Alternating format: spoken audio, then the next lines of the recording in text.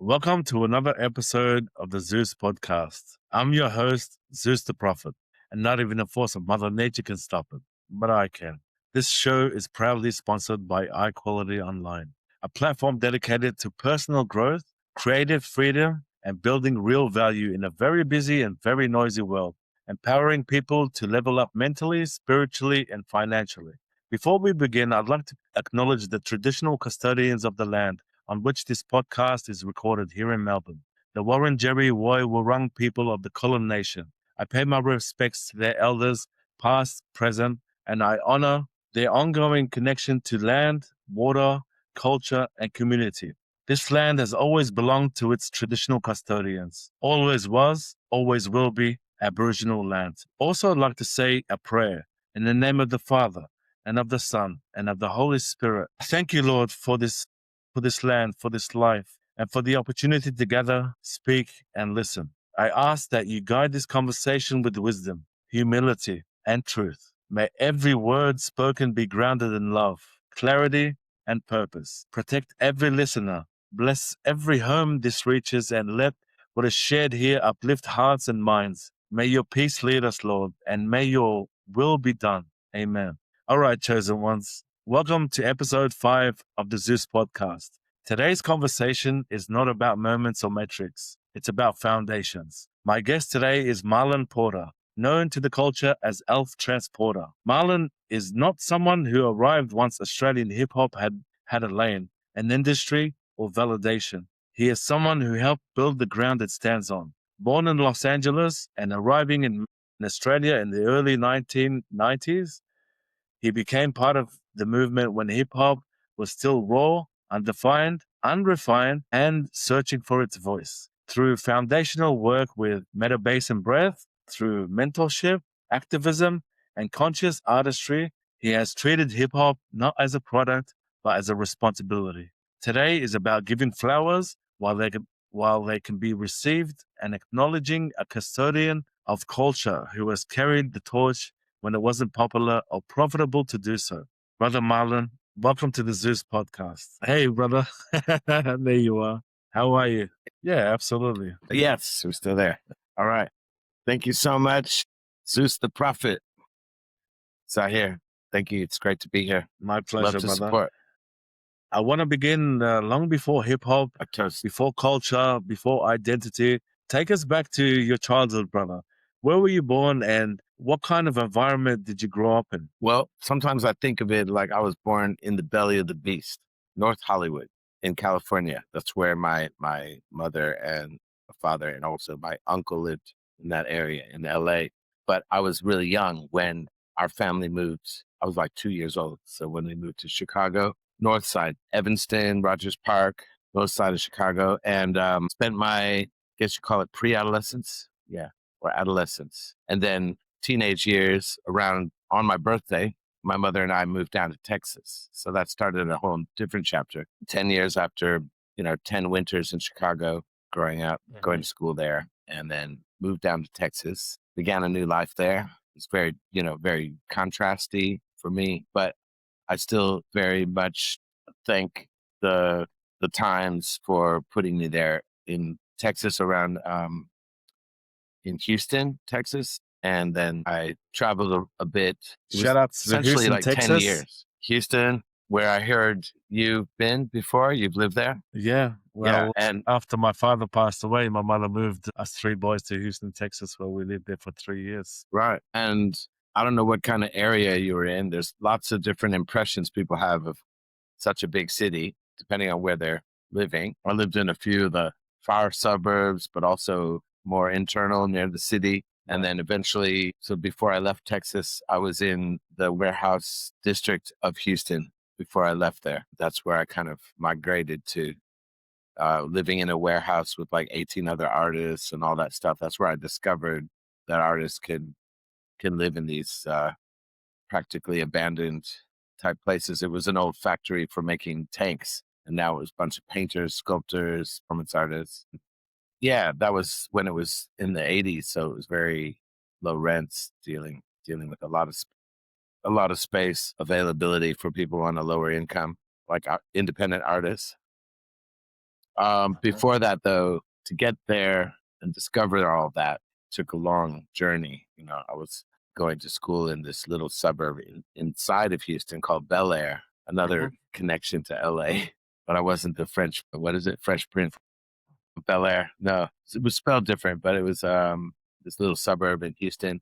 And then I spent a couple years in Austin, Texas, studying at the University of Texas. And I also, in between there, went to live in a place very small, like one traffic light, called Fulton in Mississippi. And then from there, could travel around to Atlanta, just places in the South, Oxford, Mississippi, where there was, amazing music and stuff. It's all of it in the Midwest from Chicago downwards. They call it the Blues Meridian. So Whereabouts I absorbed a were lot you of in that. Chicago, brother? In Chicago was a place called Evanston. So you say Chicago when you're traveling overseas and no one knows where Evanston is. So you say, I'm from Chicago. But if some, hopefully there's no one from Chicago there, because then they'll be like, Evanston, that's not Chicago. And it certainly was its own thing, Evanston. But my father worked in the city, and so in Chicago. So we would go into Chicago a lot. And then later on, my sister and her family lived in Rogers Park, which is north side Chicago. South side of Chicago, known for its, it's got shadow and light. The light part was, the good part was the music, and very rich music. Johnny Lee Hooker, artists like that were always playing in the clubs. My father used to go there. He's an artist, graphic artist. So he's used to go to the bars and venues and draw musicians. So that was what sort of looking at his drawings and life drawings and things like that, and his design later on influenced me a lot in terms of how I think of anything in that dimension of art, fifth dimensional concepts. And I thought I would be a graphic artist, but then I feel like I got recruited. The spirit of sort of said, we need you over here. And it totally possessed me for a while. So I would be working on a sculpture or installation or something I was doing sculpturally where the focus was that. But if anyone came to talk to me, I would just rhyme at them. And it was because I had the bug, and then it just basically magnetized a couple humans that were also in that same frequency that I met in Sydney. So this is after I moved in 92 with a woman I met in San Francisco, and we joined forces, got married in Chicago and Texas, lived in a warehouse for a while, lived in her van for a while. And then I followed that course and went to her place in Bondi.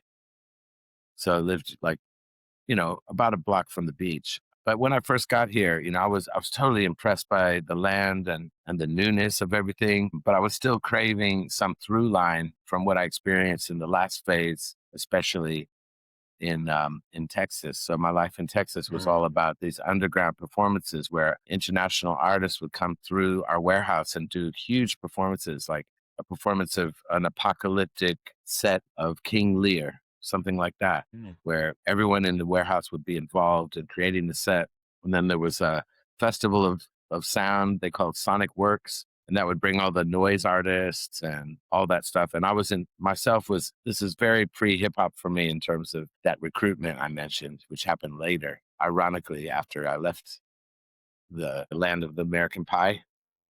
Yeah, absolutely. Apple No, pie. we'll definitely get to that stage of your life, brother. But I wanted to keep it at the ground roots at the moment. You mentioned your father was a graphic designer. So could you please tell us, what were your parents like as people, not just as parents, but as human beings, navigating life, work, love, and survival? Yeah. Well, how do I describe? I don't know where to start really, but I'll just start with my father. You mentioned was very absorbed into his art and everything.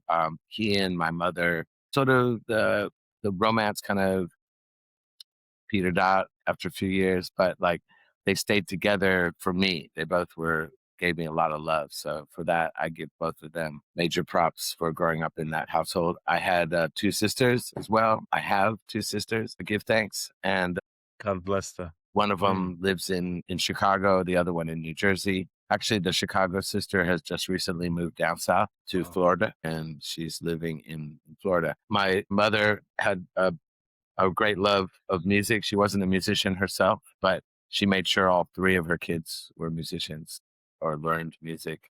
And then this is your older sister or younger sisters?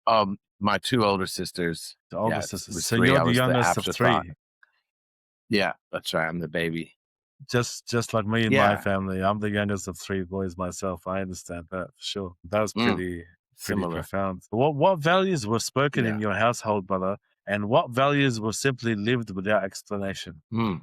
Well, think of like, I know that like politically, my parents told me this. I didn't quite, have it in my conscious memory, but I would be pushed in a stroller during a protest during Vietnam War, Wow. early because I was born ages ago, 533. No.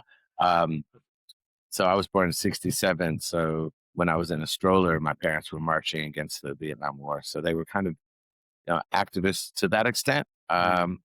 In our household, it was mostly Yeah. about music and art in terms of I would hear my sister practicing piano and conga. My other sister ran away when I was like basically around when I was born. She was 15 and it was during it was 67. So it was the height of she was like an OG original hippie. Went to Haight-Ashbury in San Francisco Bay Area and lived around there. But she was in bands. She started playing violin when she was 8. My other sister, the middle sister, who played piano and conga, she had so many amazing friends growing up, and all of her boyfriends and circle were all very creative people. So I kind of learned a lot was influenced by that. And her record collection really honed my taste, I guess you could say, hers and Yeah. my mother, I used to credit my dad for all the records, but my mother set me straight on that. No, those are my records. Listening to more global sounds, things like African drumming and, Beautiful. you know, whatever sound audio things that she contributed, which is quite eclectic. My sister's taste was very eclectic too, and she gave me license to go into her room and just listen to her records. So I Mm. was constantly visualizing while listening to everything from Al Green to Isley Brothers, Stevie Wonder, Wow. Bill Withers, and psychedelic, more British rock, Cream. It did move around, Pink Floyd, all of that stuff. Um, Yeah, absolutely. What Zeppelin, what what what Janis, all that. what values did they instill in you? What was present in your household at the time? That was apart from obviously the music influence. What other Yeah, values were spoken in your household? I was nurtured by um, having two parents that were valued the arts, so that did Hmm. have strong influence. And then other than that, there was, Absolutely. the amount of hours that a young person spends in school, primary. Just when I was about the first year in junior high, that's when I asked my mother, because I knew there was talk of moving south to Texas. Right. I asked my mother, can we move this weekend? That's how badly I wanted to get out of Chicago at that time. Wow. And why there was that urgency on my level Mm. was that it was pretty rough. It's in spite of it being the north side of Chicago, Evanston, for instance, didn't have it had very strict laws, like there was no alcohol. It's a dry city. So those kinds of trips took some dedicated teenagers on their bicycle to go to Chicago borderline and get in there. Things like that. But there was also a lot of like travel and influx with gangs, and they would catch Mm. us on the playground and kind of recruit us to some degree. And things were just getting a little rough. And I felt like I wouldn't live if I stayed there for a while. That's how I felt. Like I just wanted to get out because it was just feeling too intense. I was kind of a bit of a bad boy when it came to like things like that, hashish, things like that. I Right. discovered Right. pretty early. A lot of times young people were kind of recruited to be used in whatever way. Right. That the older gang members used to come, and then if there was any altercation, you'd see it in the school would get sprayed up and things like that, Mm. with the different gangs that were happening at the time. Beautiful. Some So still that, around. so that leads me to A very good question I want to ask you. So, as a child, how did you experience safety, discipline, affection, or absence? I didn't feel much safety towards the end of my Chicago period, but that was, like I said, it was before I turned 12. Then when I was 12, it was like going through a portal because we go to Texas, and we have all these stereotypes about Texas, and some of that was pronounced and amplified when I arrived in Texas on the first day to go see my older sister perform in her country western band at a club named after a gun, the Winchester Club, things Winchester like Club. that. They made a big impression, but like the fact that they could order a beer for me and things like that, and I could drink a beer at 12 years old, that was kind of a permission slip to grow up fast if I wanted Mm. to. And I did. So I started driving before people were supposed to drive and, getting into a little trouble, but nothing major.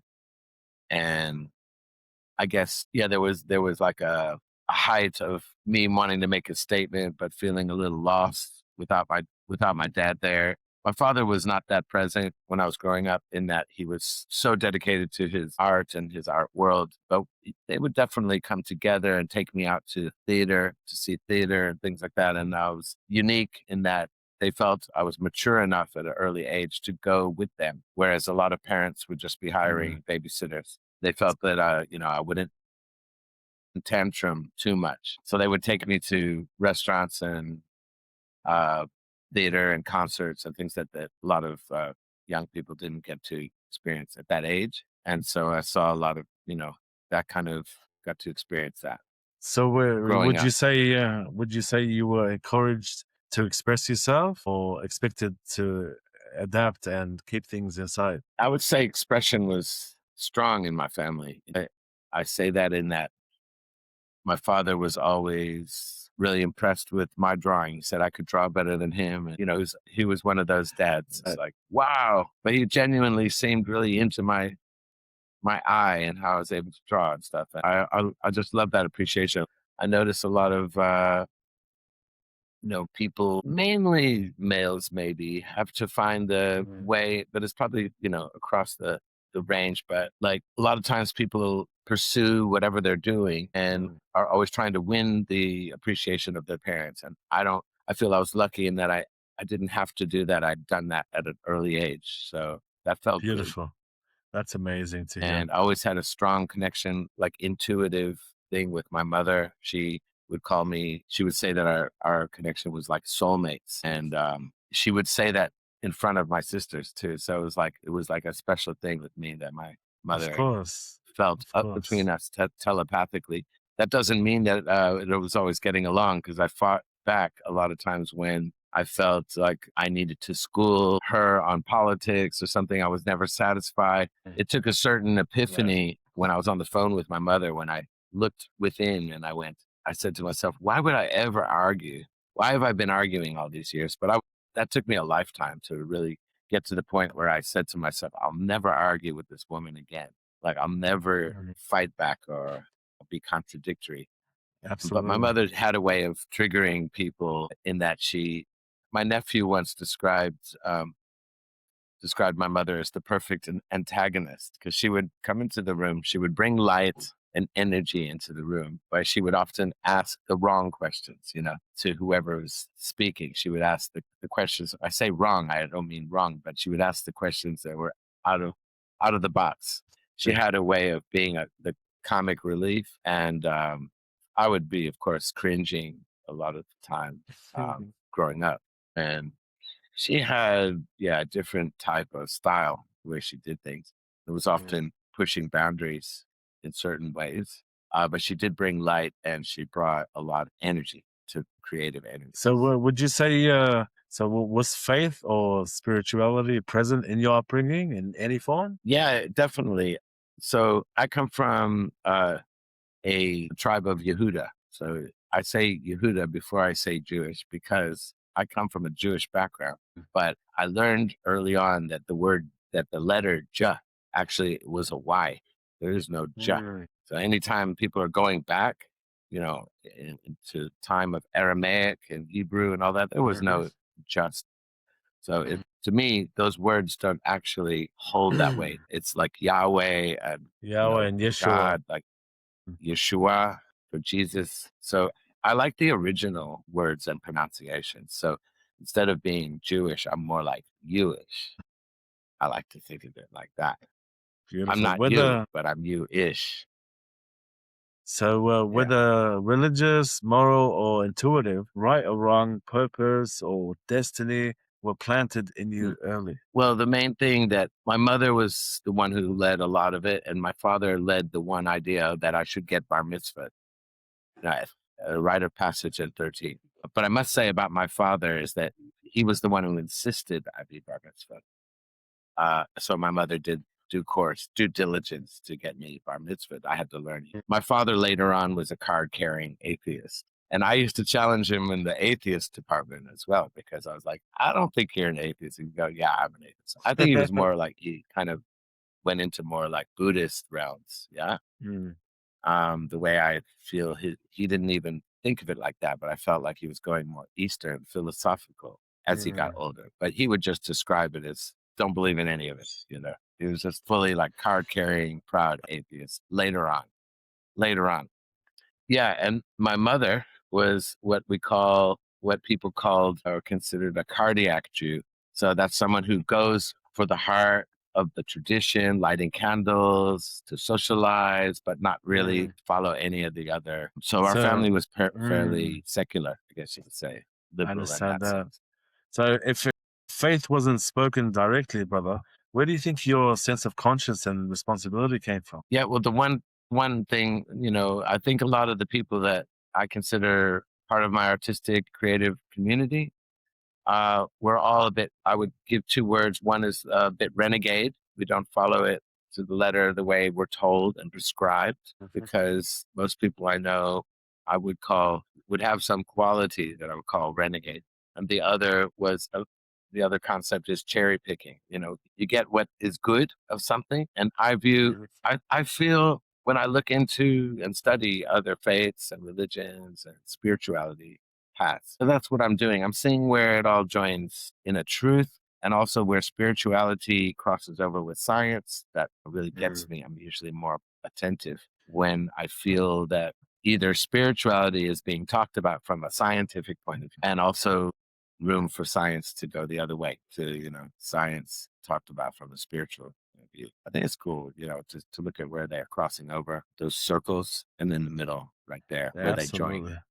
I That's enjoy that. profound. And the cherry picking style that I've had is pretty much any like to hear how people feel about, their spiritual connection, their connection with the universe, or the bigness, the large, extra large. So Mm. I will pay attention, and I will feel resonance with various parts. That's how I consider myself. I'm like, again, it comes back to I'm not you, but I'm you-ish. You wish. No, Right. So, and so, so yeah, just one more thing that I just want yeah, to add continue. is like the one thing I cherry pick out of the faith that I come from and my ancestors, because my father's side were definitely fleeing from some really bad shit that was happening in Europe. Came Mm, to Milwaukee, and they were the coolest people. They were very cool, Orthodox and all that, but our family was more secular. But the one thing I did bring with me, and I believe everyone has this intuitively, innately integral to our sense of goodness, is good deeds. So I use that. Mitzvah is the word. People say a good thing. Now, I have a different interpretation what a good thing is than someone else. Someone else might think a good thing is to make someone do some ritual of some sort of order. To me, a good thing, it's like one way to understand or to overstand how great helping people is when you're really depressed and you've tried everything to get out of your own depression. If you focus on what can I do? What can I do that will erase this problem? It's basically when you lose yourself and you disappear, because you're through a lot of the through a lot of life, we're focused on ourselves. When something comes in there and helps us not focus on ourselves for a second, you realize how happy you can be in that moment. In other words, when you extend and you help someone else, it's just the best cure for deep depression. I always Yeah. say that to everybody, my homegirls and homeboys. I always say, treat people how you want to be treated. Do to others what you want done to you, and that's a predominantly a Christian thing. In essence, it's like you don't need a religious text to tell you do bad shit. It's pretty much like, you see somebody in need and you help them, without wanting anything in return. And that's the essence of true help, I think. Hmm. So let me ask you, brother, what did you see on the streets that helped shape how you understood struggle, injustice, or survival before you even had a language for it? Mm. Yeah, that's a good question. I remember just when you asked this question, I'm thinking of a time before I came to Australia, because Australia opened my eyes a lot. So I started writing more politically once I came here, and especially after 5 years writing about everything there is, really, this freaky universe we live in, with Metabase and Breath, my first crew Yeah. here. Later, when we went our own ways, I ran into a very dynamic sort of Mad Max looking van and two inhabitants that I formed Combat Wombat with. They were called the Lab Rat Solar Power Sound System, and involved Izzy. Just walked by here, Izzy Brown. She's MC Izzy. Shout outs to You Izzy might know. Brown. If you don't know, you know now. Don't And know, now you know. yeah, Monkey Mark production. It was the three of us, and of course Wasabi, God bless his heart, rest in power, rest in peace, and love to him and his family. Absolutely. He's changed address. But yeah, Combat Wombat, that was a venue and a entity that inspired much more politically fueled lyricism and things like that. Do you remember a Yeah. time, brother? Do you remember the first time you heard music and when it moved you beyond entertainment? Do you remember when that was? Yeah, I'll give you an example. When Metabase first did our first tour with a DJ named Brother Nature, this was our first tour, and he had it scheduled all the way to Brisbane for this gig called Sunny Side Up. And if you get our first tape called Sights Unseen, but on the way there, we stopped not only at Stradbroke Island, which was beautiful nature wise, we went to Harvey Bay. This was like 94. And we did our first workshop where we explained how we got into rhymes. And basically it was a circle, no beat making things, just our mouths, beatbox. We went to Harvey Bay and we did this workshop with some indigenous young people who had a lot of problems with police harassing them. And we were given all these kind of sad statistics before we got there about what's happening there. Well, actually, hadn't rhymed yet, so they were there to basically learn from us the way the whole thing was promoted. And then they came and we were in a room and we did a lot of exchange. We did a lot of ciphering and things like that. So it actually was about 2 years later when I was talking with the organizer of that group, when she told me that after that workshop, that all the boys started working on rhyming constantly and versing and da da da. And they had written some verses that they used as protection shields. When the cops would harass them, they would go into this rhyme, and they were like protection, because suddenly they had a way of keeping the cops back, because I guess the cops were surprised or taken or entertained, whatever. I wasn't there. But she said that it was like, that's how pivotal it was, that it went from them feeling persecuted in and vulnerable to a invulnerable place where they could dish out this rhyme and have something to use as a kind of shield.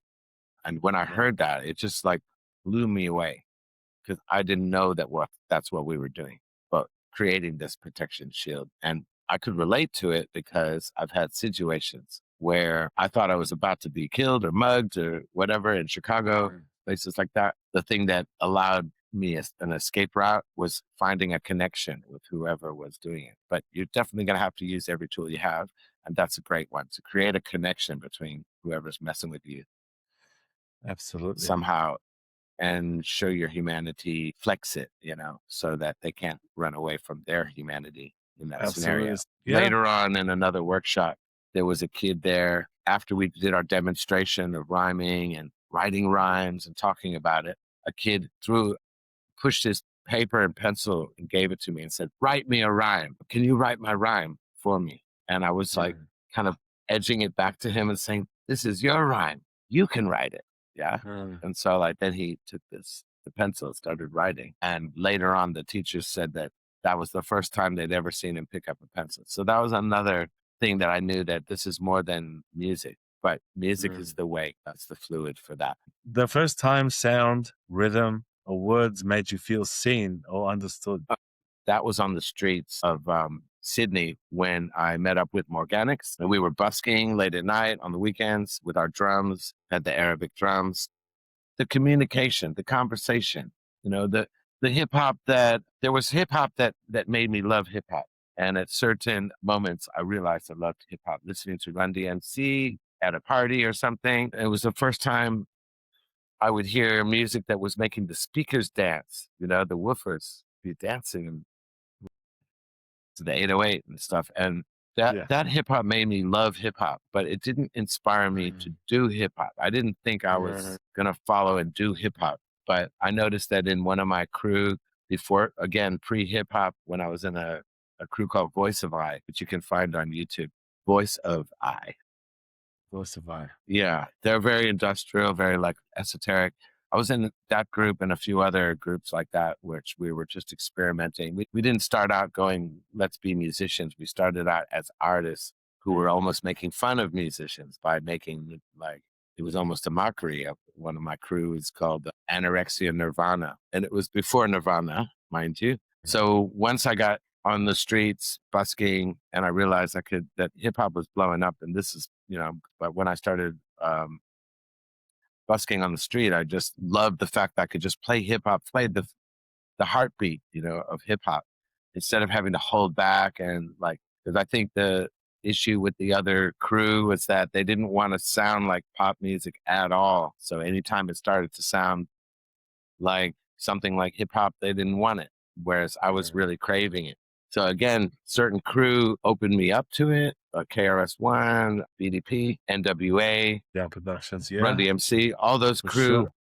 where I first got into hip hop in like Texas, none of it inspired me to say I need to do that, except, maybe on a drumming level, realizing that hip hop was a language that had blown up, universal, worldwide, sprinter galactical, magical, on the street. It was when people like Sleek the Elite, I would see people like Sleek, people like, Death Wish Cass walking down Sorek, who else? Trey, MC Trey coming through while this was like pre-Metabase, really. It was just Morganics and I on the street with our drums. And we would go, oh, look, there's that MC, Sleeping Monk, or someone like that.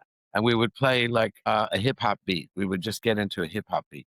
If we were going too fast, we'd slow it down, just and then that freestyle that people like Sleek and Trey would give us, there was an invitation to connect. So I wrote my first rap about busking, because that's what we were doing, just around street busking and what that meant. Yeah. Just so I could have something to say back to them. And then So let me ask you, brother, sincerely, when hip hop first entered your life consciously, what was it about the culture that felt different? Did it feel like discovery, recognition, or remembrance? I would say, it was all of the above, but I can only describe it as that, there was this magic with my first crew and the feeling we all had. We were all connecting on some crew like that mainstream or people around us in Sydney weren't necessarily privy to. We were getting cassettes with like bootleg cassettes from the Good Life Cafe, groups like Freestyle Fellowship, Mike and I and AC Lone, Peace, rest in power, Self Jupiter, the Project Blowed, people we were getting, Mystic Journeyman, Living Legends, all this. We would listen to cassettes, and this was inspiring to us. And then we were also listening to more, out there hip hop tribe,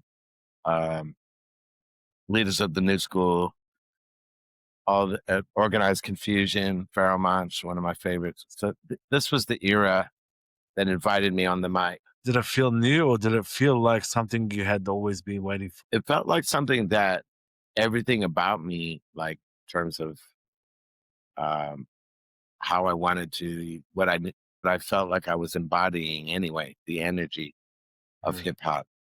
it fused with mine. So I really couldn't tell it apart from me.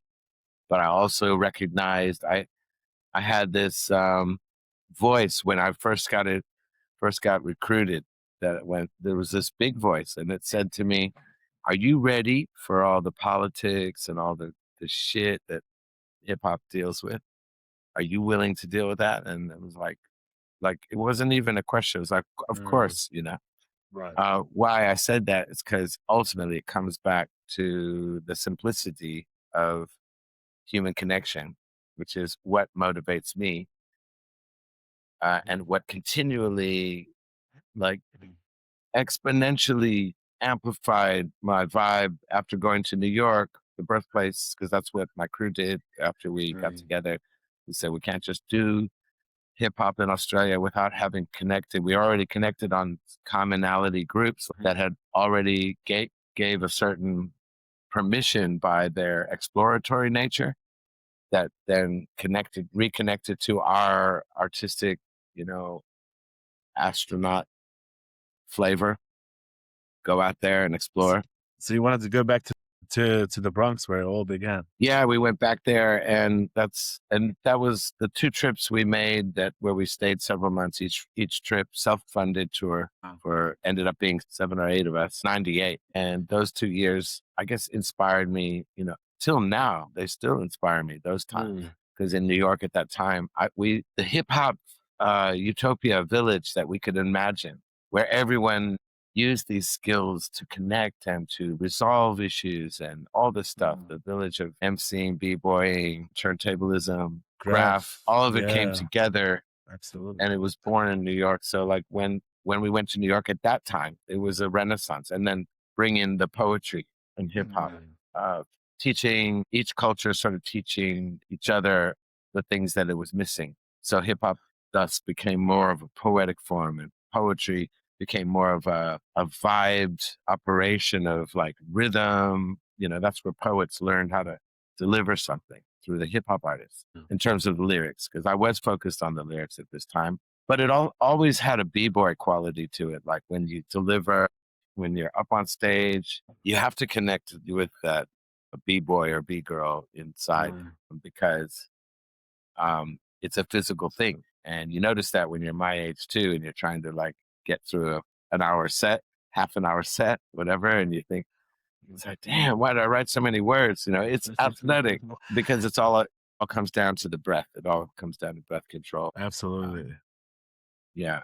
Absolutely. That's so So profound, I man. guess that's really what fascinated me about it, was being able to like see when like AC Alone came out with Abstract Rude and people who are in our record collections, and now we're doing tracks together. That circle of like being inspired by someone, to be able to see that it goes full circle, that you're inspiring them, the same ones that are in your vinyl collection are now looking at you going, wow, that's dope.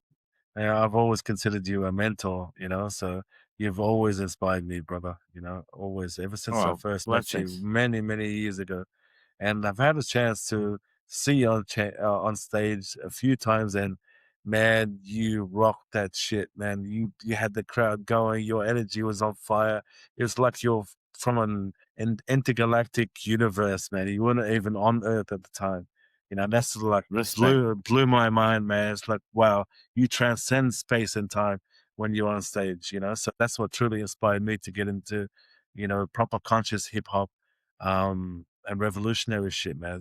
But Thanks, bro. I want to talk to you specifically, brother, about influence and guidance. When you arrived in Australia, you met Morganics. Shout outs to the brother Morganics, who was Yeah, widely big ups. recognized as one of the foundational figures in Australian hip hop. Can you speak about what he represented to you and at the time, and how his guidance, example, or energy helped shape not just your path, but the way the culture itself is developed? Yeah, I met Morganics, as I said, on the busking trail, but we also met through the college we were both going to, which was like nurturing like performance art and sculpture, installation, all that stuff. I met him there. He was about to leave and graduate, and I had another year there. at College of Fine Arts in Sydney. I decided to go back there and take a few courses, and that's where I met Morganics. And then we were like, we both had the same kind of drums, and we're both into hip hop, listening to hip hop from the UK as well as New York and the Bay Area and all that, LA, French hip hop. We just loved hip hop. We were all about it. On the streets, we might get into all kinds of different Arabic rhythms and things like that, but ultimately, we would always come back to hip hop, and we started doing some tracks with people. One of our friends, Nick, started to make beats on the computer, and that was special. But it was when the thing about Morganics is that he got some crew here. Yeah. Hello, what did you make? Hello, little one. This is Ampersonic. Ampersonic is just showing me the amazing dessert. Some ice cream there. Wow. Yum. Wow. And Nene, this is my friends out here, or Zeus the Prophet. Hello. And these are Izzy's young ones, and I'm Uncle Astronaut.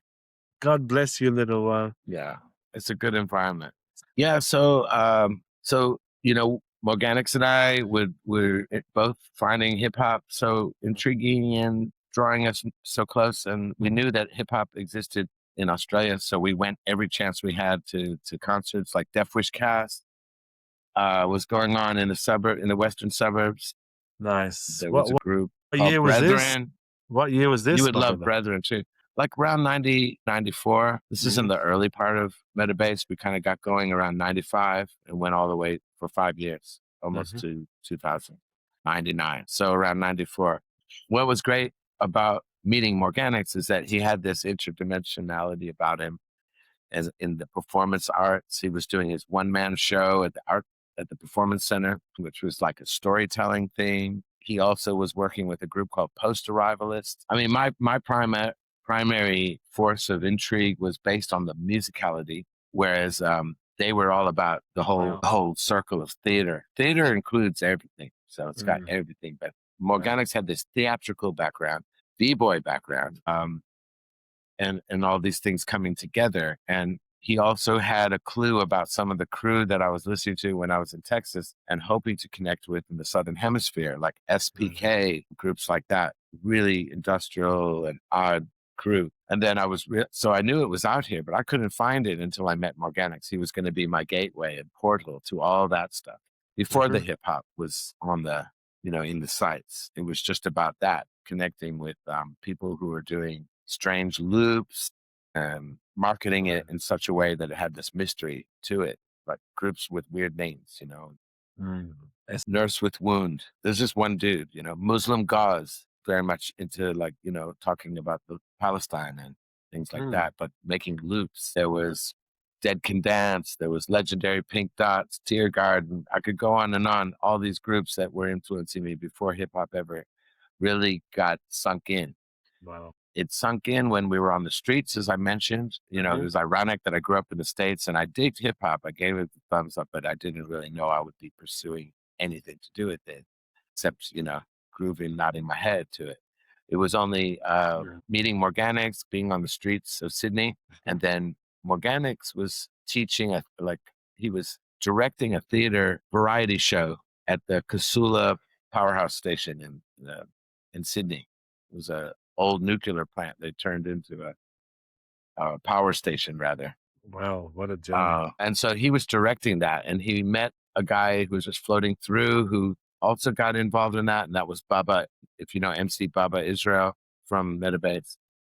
It was when the three of us got together and we went on a busking mission. Baba lost his wallet that night. I drove him home. There was just this different thing. And then within a couple of days of busking together, so then we scouted around for another fellow busker to do our support. And we found this guy named Phil who made a philophonic orchestra or something, but he used it was this homemade instrument he made. So he was our support. We did our first gig at Cafe Delane, first Metabase gig. And then it just started escalating after that. Musicians were drawn to us that met us on the street and said, I want to be your drummer. I want to be your keyboard. Suddenly we had a 7-piece, 8-piece band, and with a few other crew, including MC Trey, who we admired. I went to that was one of my first times to see a female voice, really strong, who had a showcase, in the hip hop showcase. She was there, very present. So I think I saw one of her first shows maybe. I don't know. It was Mm. definitely early on that I discovered MC Trey and Brethren, Industrial Dispute, many of these crew back then. And again, going to New York at 97, 98 and being able to perform at places like the Rocksteady Anniversary, well, the 20th and the 21st. We were invited back the next time. First time we kind of bum rushed the stage. That was Morganics too. That was his energy going to, and the whole energy of just like being in New Yeah, I love York and his energy, Bubba's man. energy. Man, I've seen Bubba's his energy on another level. stage. I've seen Morganic's energy on stage, man, and he is from another planet as well.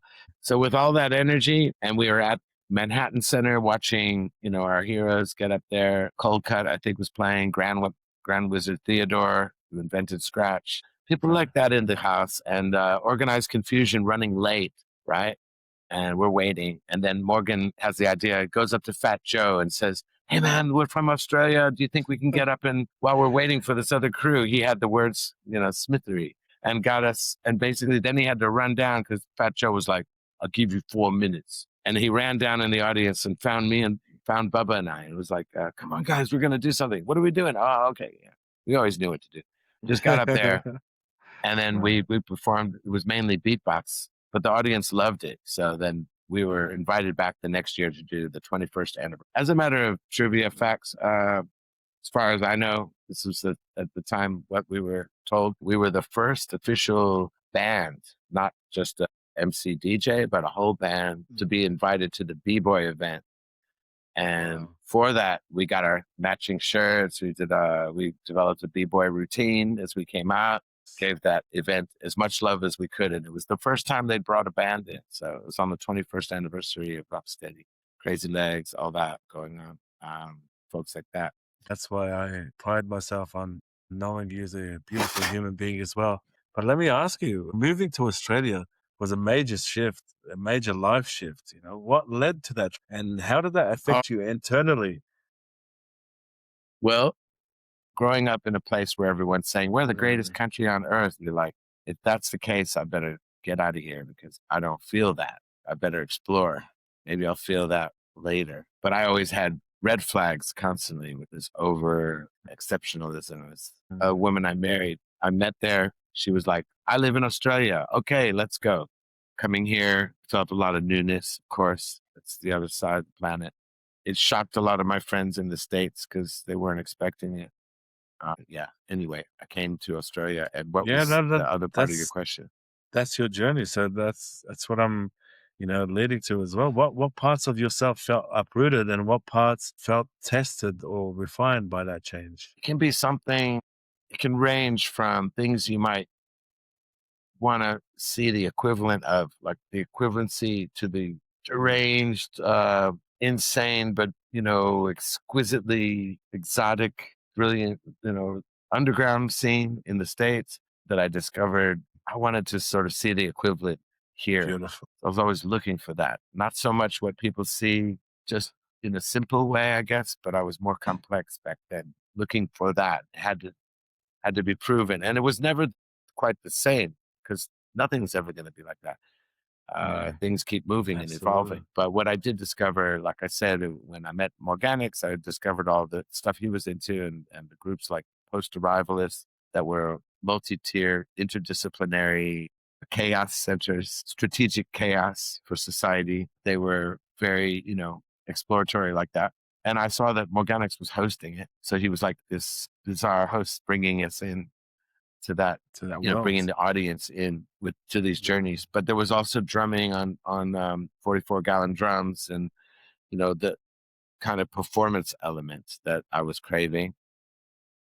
So yeah, it sort of ticked that box. And then I think there was one point I had a temporary job in Channel 10 and I was below in the cellar and my job was to organize video, right? To categorize. And I noticed the guy I was working with had a background in music and he was telling me about it. And I realized he's part of that crew, SPK, that I was so into when I was in Texas. And he was just working there. And so I got to go, we went out to lunch and I went to his place and it was real goth. It wasn't like shopping mall goth. It was like real goth. I felt like, okay, I've made that connection. But everything changed kind of with hip hop when hip hop, like I said, come over here and with the help of hearing artists like, Micah Nine and Tribe and Roots and all the stuff, from Philly, everything going on around that time, that was like, I didn't need any more explanation to know that I was doing hip hop. And that ethic that, KRS-One always pushed out was like, you're not doing hip hop, you are hip hop. You are. That's where you go. And that is a real testimony towards, or really ultimately, essentially breaks down to what hip hop needs is our authenticity. It needs our own unique flavor for it to survive. So once you realize that, you stop trying to mimic or To be like whatever's not anybody you. else, You just you're shed just out. authentically yourself, and you carve your own lane in this thing of ours. But that's a perfect segue to my next question that I'm thinking about. But also, how did Metabase and Breath come together on a human level? There that it kicked off. Right. Yeah, so it was at the point where Morgan said to me, you got to meet this guy, Baba. He can freestyle like some crazy creature. There was 7 people there, one of which was Trent Roden from Slingshot. At the time, he had a skateboard magazine publication. It was skateboard hip hop culture. And yeah, so Trent was there. What did you see in each other that made trust possible enough to build something from nothing? Well, there was this feeling of this energy of like, there was a sort of purpose around us meeting, that sense of destiny. We made our first tape with a guy named Aveen, a producer, Aveen, and put a bunch of stuff together. It was all very raw. Like there was a perfectionist part of me that didn't really want to go out like that. I didn't want to start in a way that was not more methodical and rehearsed. And it's like, shouldn't we like learn these songs over a period of like a given period of 3 to 6 months before we even perform? Well, that wasn't an option for me. And see, Baba and Morganix both had this theater background, a little more heavy than me, or at least that's how I thought of it. They were like, no, man, you've got theater too, whatever, the theater bug or set of understandings around what that means, that dynamic. So I didn't feel it though. At the time, did you see yourselves as pioneers, or you were simply trying to survive, express truth, and find community? Yeah, it was more of the latter because we were always kind of, with our backgrounds at least, we were never wanting to claim that mountain of like, we're the first to do this. If we're going to be told we're the first to do this, let someone else tell the world that we're the first. But when we were interviewed, we were always like, we were always asked the questions, you guys are or led into the interview with like, you guys are the first hip hop from Sydney, da, da, da, da. We would always correct them.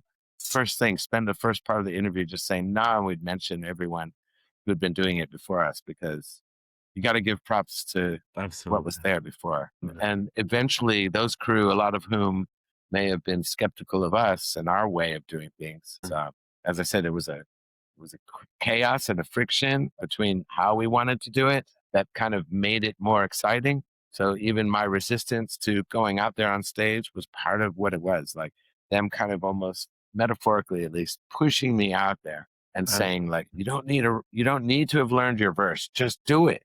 Do your verse. Be your verse. So I'd do this.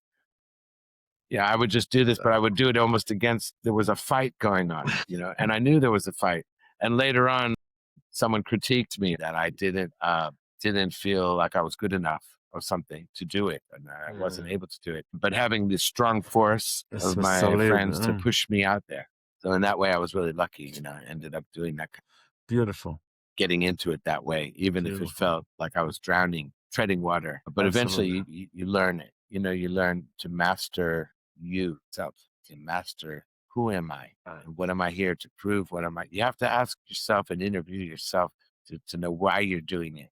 And if the answer is to connect with the people that you're on stage with, that's your musical family, your energy family. If that's the purpose, then you're doing it, right? So there's nothing to correct in that way. The only thing to hone in on is the skills And that way you can get more detail. Absolutely, bro. I'm inspired every day, and influenced by other artists, whether they're coming up or they're well established. I get inspiration from everywhere. But a bit more on the fun side as well. So, what was the first hip hop song that made you go, "Yeah, this is the shit"? Oh, wow. Well, before I was really considering myself to be as a participant engaged like that, it was NWA and Public Enemy, the combination, and BDP, Criminal Minded. That was the music that I considered my entry point to hip That's hop. amazing. Because also things like Criminal Minded, where BDP would use patois just for one line, not trying to fool your ear and say I'm Jamaican, but to be able to give respect to the traditions of Jamaica with that line, And so learning that we could do that we could say, if I want to tell you I'm influenced by reggae, what better way to tell you than to sample a melody, but use my own words, put something of myself in it, not trying to it's not a masquerade in that way. It's more of it's a homage, to the form that got you there. Because if it wasn't for reggae, I don't know how I would be. The reggae kind of feel like it saved my life at certain points out of, So if you brought had me out of the shadow. one song to one track every time you entered the room to walk out on, what's that song? What would that song be? There was a few of those pivotal tracks. The first one that came to mind, because it was recently, I was playing it for someone who'd never heard it. So I'm just going to bring it up anyway, because it's dope. And I still think what an amazing presence that song has. And there's so many double meanings in how he verses, but Pharoah Monch's Agent Orange, that song, it's not by any means the first song, but it just came up recently. So I thought I'd throw it in the mix. Yeah, no, that's fine. That's one of the Non-sequentially. One of the sections that I'm introducing into the Zeus podcast, because as you know, this is fairly new for me as well. So I'm still building up. I'm still trial and error type of thing. What works best, what I feel most comfortable with as well. So this is the fun section here, and I want to include this with every guest as well. So where do you feel more alive, on stage or like talking to people in a protest, a revolutionary type of mentality? Where do you feel more alive? I mean, stage is a very natural habitat for me now that I've done it. Metabase and Breath wasn't the first time I'd been on stage, but the first time I'd had a mic in my hand on stage. So before that, I'd been sort of behind playing kit or something. So coming up forward on stage with Metabase, I wasn't comfortable then because of the mountain that was sort of learning to freestyle. That's why I learned to beatbox earlier before I could really freestyle the way I do now. When I went to New York, I wanted to be included in the cipher so I could hear all the lyricism. And I developed a beatbox that was just street. It could compete with traffic. So it had the projection, and it was also enough to inspire the MCs to get their lyrics on. And so, I could then be in the circle with MCs that were far superior to me and feel like I could contribute something. In New York, there were people there that didn't necessarily rhyme, but they were able to make sounds from their voice, whether it was synth sounds or melodies. But I learned a very basic, I wouldn't call myself a beatboxer, but I learned a lyric friendly, verse friendly, get your flow on type of beat, but like boom bap beatbox. And it wasn't really needing to go that much fancier than that, although I do like to explore that. But the beatbox that I learned was just enough to get an MC started. And you really don't need much. You don't even need a beat. But if you have one, it's better. Another MC. Then there's a cipher. It's a good way to unite people as well. Yeah, it's amazing what hip hop does like that, how it connects people. An example was in Stone City in Zanzibar. Wow. We went on to a beach with Mr. Monk, and I went on to a beach. It was almost empty. I have a photograph where it's just a few people and a few boats on the beach, and I'm just love it. Yeah. So all you need is a little click, for the hi-hat, and a little click snare. That's all you need to get. Helps if you have a kick, of course. But I'm saying you just start minimally on a train platform, pick a nation and go there and try it. You know, on the beach in Tanzania. Suddenly it was crowded and surrounded by people. People were getting their friends who can rhyme really fast and running to their house and saying, "Come out here." And then after that, they all took us to the square, and then we're doing beatboxing for the b-boys to do their thing. So yeah. So what was the first Aussie hip hop track that you heard that made you think, wow? Actually, the first MC on these shores, I'm not going to say Aussie because he's really from Aotearoa, Samoa, but the first MC on these shores that caught my ear was Kai. You know Kai? That was in Bondi. He was in a crew called Indica, just like the herb. And Indica was amazing. The hybrid that they were was just worked for me. They were a hybrid of reggae, rock, hip hop. I could sing and can still around. Thanks. Many, many years to come. Yeah. So Kai, he was also in a crew called Wicked Beat Sound System later on. Nice. And Beautiful. does his own thing. Yeah. Beautiful. And then later I started recording with his cousin. Shout out to Kai. Was the first MC that I just kind of like really locked onto, my ears locked onto, and I just went, he's amazing. So love his sound.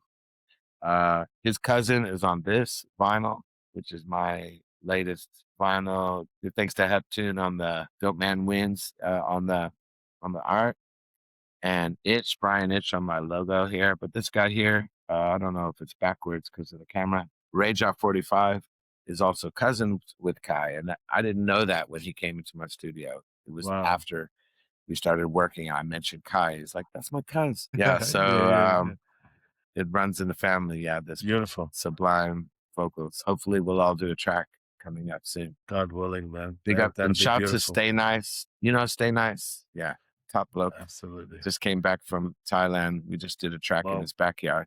Nice. Yeah, nice. So, what venue or cipher felt like home to you, brother, when you were coming up? Well, there's a few. I'll move it to NARM right now. So yeah, around the early 2000s, early noughties, came here, started a night. I was actually didn't know what I would be doing, but I have to give a lot of credit to Melbourne, to NARM, and for the fact that it opened up a lot of forums. Like they had an open decks at Black Cat, right? First time I'd had a chance to DJ. There was a woman who saw me busking when I didn't have even $50 to my name, and she was like, "What are you doing on the ground busking? Like, I saw you back in the day. Like, come to my club, we'll have a meeting." And I didn't even know what the meeting would be about, but it turned out she's like, gets her calendar out, goes, "What night do you want?" And that was at Barbuka on Smith Street. So from the Barbuka gig, we did a night called Myxomatosis. I told you sometimes we take sickness, disease, and flip it upside down. This was like the rabbit's revenge. It was Myxomatosis, Killer Bunny beats, and there was kind of the birth of like groups like True Live and things like that, because of the musicians that came around. Bok Choy on the drums, Man Choi, and Tom Tom on bass. We had this woman named Natalia playing harp and hip hop, and that really I connected with that because that's a beautiful thing. Hip hop should have heavenly instruments around it. Absolutely. I've always wondered why it hasn't had more heavenly instruments attached to it. Yeah. Well, it's our job to bring in the heavenly revelry, where my rebels be. Right here I see one in front of me, anti-front frontiers, top tier lyricist. Let's lift, we keep it lit. Candle wick, can they handle it?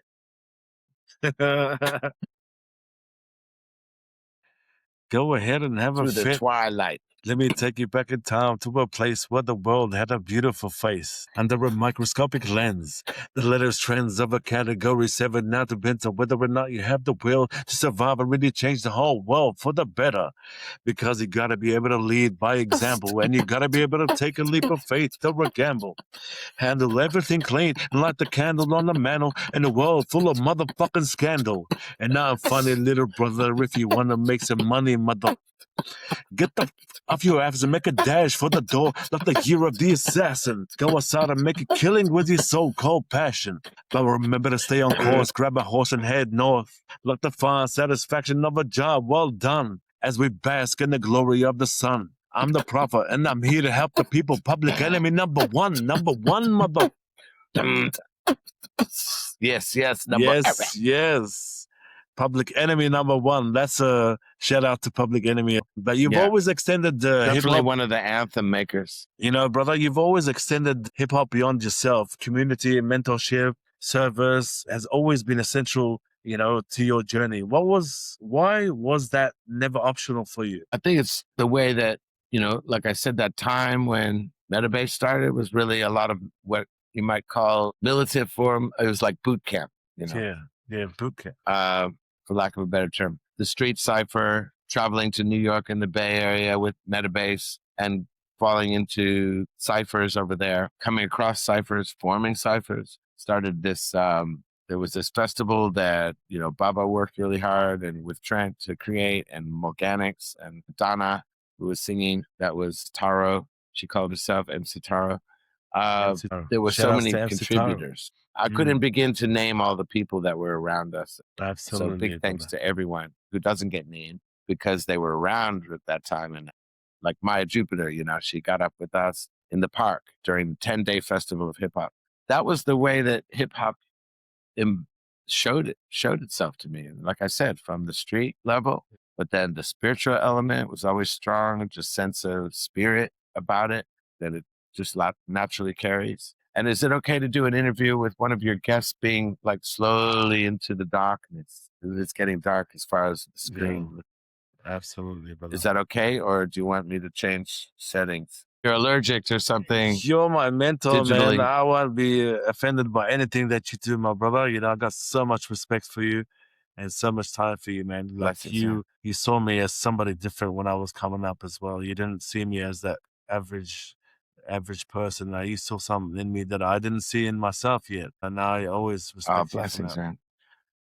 Like I said, I've always appreciated your content, man. It's coming from the heart, and I appreciate what needs to be said. I appreciate it, man. But you also live it, you know. Absolutely. Sometimes there was this whole thing when I started doing hip hop. When I got into it, I noticed all these categories, people trying to divide and conquer, whatever these labels. Sometimes the conscious MC. It makes sense because you had the gangster and all that coming through, and then the shoulds and shouldn'ts coming from the powers that be, who were often in positions that were part of the system that hip hop was there to basically shut down or shut out, or, you know, transcend or ascend, rise above. So I bring that up because I felt that it was often, you know, shortchanged.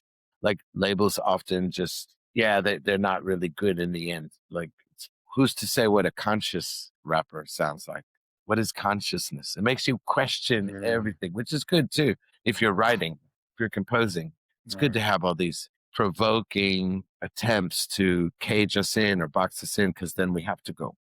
I want to move towards something where if a younger artist is watching this podcast, for the younger artists chasing visibility, numbers, and attention, what guidance would you offer about longevity, integrity, and staying grounded in truth rather than trends? And around to really fathom how much, you know, where the limits are with words, how powerful they are, but also where their limits are. And just really understanding every angle. What you say can manifest, can create, is creating our thoughts and all that, taking up space. And what we're focusing on is, we have to watch what we're focusing on and guide what we're focusing on. So, you know, that's something that hindsight is 20/20 on. We can see, I shouldn't have said that, or I shouldn't have written that. I don't feel that way anymore. What was I thinking? You know, to clear the way for what you're doing is to remind and remember how to source. I mean, it really comes with a lot of self-work, shadow work, or shadow play, however you do it, but to come to terms with yourself. And then when you're freestyling, you don't have that limitation to hold you back, and you can draw from things and not feel like they're going to come from any random thing, but they're going to be more focused. But we learn that as we get older, you know, there's we have to see it as a journey and the process. Absolutely. And create a space that is pure for creation, so it doesn't hold you on trial for things that you know, have got to be able to come to terms with yourself and be right with yourself and focus on where you're going and understand the power of words and actions, power Amen of to play. that. Amen to that. That's why I Yeah. always ground every episode with a prayer to begin with as well. Because intention Mm. is 90% of of everything. If you have the right intention and backed by the right words that you say, because as you said, pretty much sums this up as well. And I've always said this to many people, like your thoughts, your words, and your action have a vibrational frequency that resonate with the universe. And if you resonate at the right frequency, this is how manifestation happens. Now, for the younger audience or the younger artists listening to this and chasing visibility, numbers, and attention, what guidance would you offer them about longevity, integrity, and staying grounded in the truth rather than trends, brother? I'd say find where the joy is in all of the stages of the process, as many as you can. Obviously, there's Yes. things we have to do that we don't want to do, but find Yes. your connection with it and let it be you're on stage. When you're on stage, what are the people celebrating when they're looking at you like wow or smiling, giving you positive?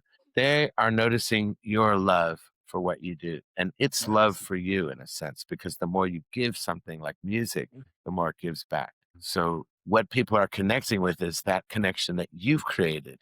It's between you and the art form, between you and the MPC, treated not like a sampler, but like an instrument, like a violin, make it like that. That's so When profound. you're enjoying someone, it's because they've found their joy in their joy beam, their zone, the flow state within that connection that they created by themselves. They bring it out to share that love. And that's what I suggest people do, because don't use an exterior marker. It's good to get that exterior affirmation and, receive it, but you also have to, there's a limit. Receive it, take it on to an extent, but also be aware, like, that's not what it's about, because it has to come from, you have to be both your own audience, your own venue, in your own space, in your own time. Yeah. And then you don't need the external motivating Validation. thing, although it helps. Yeah, validation. That's the word. You don't need the validation out there. You'll get it. You'll get all that validation once you found your zone.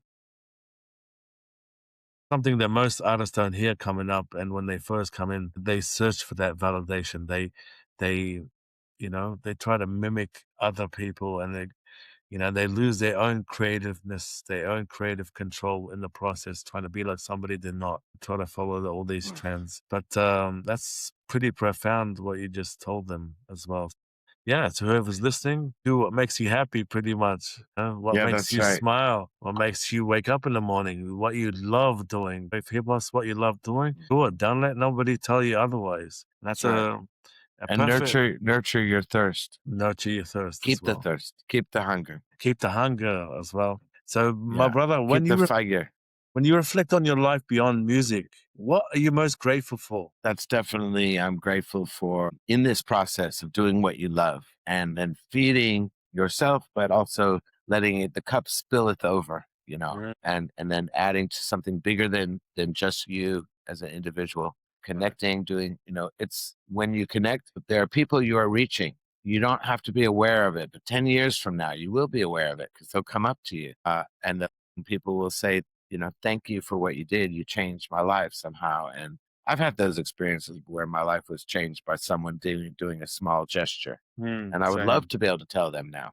Yeah. But knowing that that's going on, that you're bigger than, if you want to think about being famous, just be there now. Be famous now. Just say, I'm famous. Oh, that's That's all you need perfect. to That's put energy perfect. there. Exactly. The rest is just, the young people now know much more about promo than we ever did. Because in terms of internet promo, we had to go there to these small little towns to Right. perform. We didn't have the YouTube culture spreading out like that. We just Yeah, did that's it. only a recent thing, But nowadays they can teach, young people can teach me the best way to business models. I never really had that. I just have a love for doing it. And I want to just bring up one thing on this subject, which is course. that, my dad once told me, because he taught at a university for design. University of Illinois School of Design. And he said, don't ever study how to teach, because I was being encouraged to learn how to, be a teacher and learn this from certain times in my life. Learn how to teach. I'm not saying that's bad to learn. Like everything, knowledge is great. Collect your knowledge. But my father said, don't study teaching. Do what you love, study your art form, and they will ask you to teach it. Amen. Amen to Yeah. that. Doesn't mean you'll be a great teacher. And teaching's hard, but my teachers were my record collection. So really, those were my best teachers. I had a few real teachers that I love to shout out too, but ultimately it was the quest. Where's that music? How do I get that music? At the time, we'd have to go to a record store. We couldn't just do it in our bedrooms on the laptop. You'd have to search through. You only had a budget to buy maybe 2 records, but you just search all day, spend it at the record store. Yeah, a lot of the old school hip hop heads will recognize that for sure. So when your chapter in Australian, man. I love what you do. I couldn't have more respect for you, man. Like you're part of my journey, but you're part of, my chapter and why I became who I am today as a hip hop artist in Australia. So I wanted to ask you, when your chapter is, well, in hip hop, in Australian hip hop, is spoken long after we're gone. What do you hope to be remembered by? Not accolades, but an impact. Impact. Well, there's a part of us that is temporary, as we know, and there's another part of us that lives within that is eternal. And that's where the name ELF, it's an acronym for Eternal Life Force. And it's representative of that element that lives on. And so I would like to think, that part of me that lives on, it's definitely, I'm doing what I can to channel that through the most medicinal rituals of visceral sound from the ground to the sky where no limit could apply when we are up there ready to fly.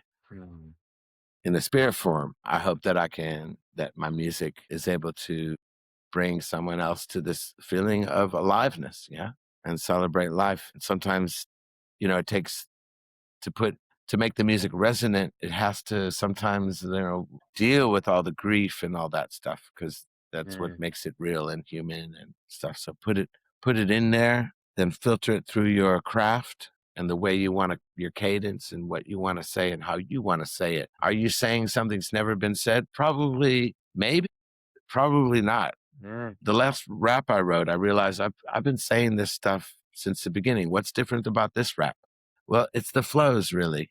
But that's what we need to do, is keep refreshing the ideas that have longevity, that need to be. That's how you hone in, what you're doing and give it that point.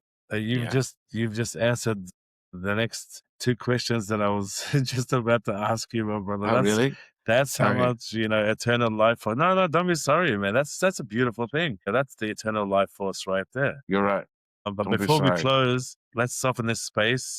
What album still hits you deeply every time you hear it? So I already mentioned Organized Confusion and all that. Right. I still love to listen to, like, To Whom It May Concern, in this Inner City Griot, from Freestyle Fellowship, Project Blow. I'm talking a lot about West Coast here, but that's just because it's easy for me to go back home. Like, that is where I'm from. I didn't discover it there. I discovered it later through the grapevine. Album, let's see. There were a few key albums that changed my perspective, but it's kind of pre-hip hop, because I was just a rock and roll guy in the early times. I listened, like, as much as I listened to my sister's wide variety, I loved it, some of it, from the soul music to the blues to everything. When I was a teenager, in those years, I was really into groups like Led Zeppelin, but there were a couple of albums that changed my perspective. They were like milestones in hearing things different, listening and wanting things different. Like, during the time I was into rock and roll, I was happy for a guitar player to be flexing in the front, and doing those power chords and stuff. But there was an album called My Life in the Bush of Ghosts by Robert Fripp and Brian Eno. And that album wigged me out when I listened to it, because they did some crazy sampling at the time. And for that album, when I heard it. Suddenly the guitar was no longer something, I don't mind the guitar, but I like a guitar player that doesn't sound like a guitar suddenly. Or if they're playing something very guitar-like, that they're back in the mix. And then the drums are, and the rhythm that's making people move is more on the forefront. On the The forefront. bass line, all that stuff. So that was a key album in switching around how I wanted the mix to be. Right. So But there's so many albums that I'm a little bit swamped in my head. Like I'll probably think of like 10. Court of the Crimson King by King Crimson. That was a mind spinner too. They had one song, one of side B. I think it just had one like normal length song, and the rest of the album was just exploratory. An album like Bitches Brew by Miles Davis, that was one of my ultimate records. So not necessarily within hip hop, but definitely influential to music in general, absolutely. and to me. How do you Miles see runs the voodoo down.